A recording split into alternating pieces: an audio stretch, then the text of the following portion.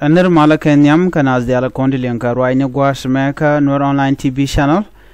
Anibia Kamal, Mijiram Jidit can online TV channel go and Wojin subscribe, could be notification bell with twine. Go Blair and Conan be Guasme because Shamala Linge. Guaya and Lerdan Banaling Guasame, Lermi Bech, Mat,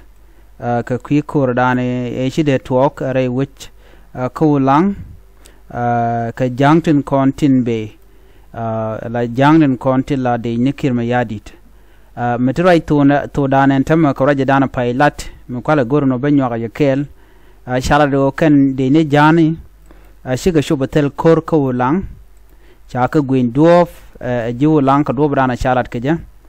wan tem murai kona kare rak tigre rak teram shiga yan match chawra je mo chaja kwen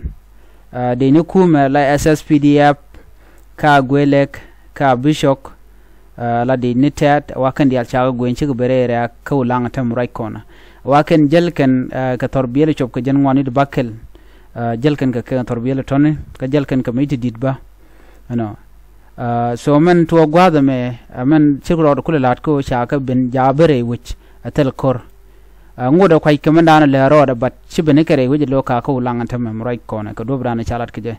tel man misha yot bat ci bene ken chaka gwen cha jogo no tel konkur ne de konte ko langa dobra na chalat ke je men bu ko le bejene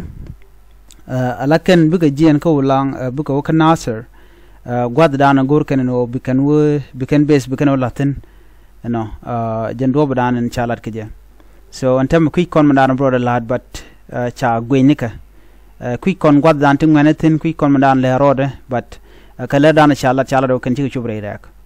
Sharo mo chajalat so ko kare rak jenda na goro de nywa yekel cha ka jabe en go chikaben chika choboro di ka do brana chalat ke je so na me dara janab de dana tuok chik me shaling netiang wa me chikaben tel man mi cha yat ke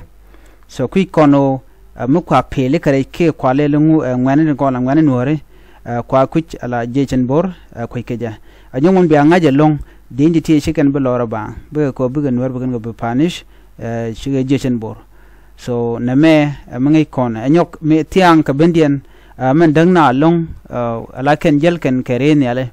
ren yal che bogo long tiang no ka chana chen wer che ganak che bogo long tiang ka wer gwade dane bekeja ka do dane chalat ke je wa chiga bogo long keren yal che mangai kon no ken bigan go bigan wer benak chigan beka kwi malka so jan dane le rode so mandan chidu de tema je nasir karwade so en mbutu ko quick kon diale no mi ba ko banje wechke ba na nyin ke no bare no but man chalat ti jejen bor choro do wujelo gwata je boten kwai keja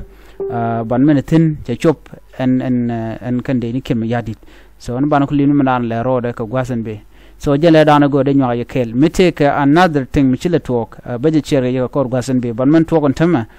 jeno ci dej kirma yadi ci chobre wulang chaaje gwin ka dobran chalat ke je chaaje gwin cha jabre which a commissioner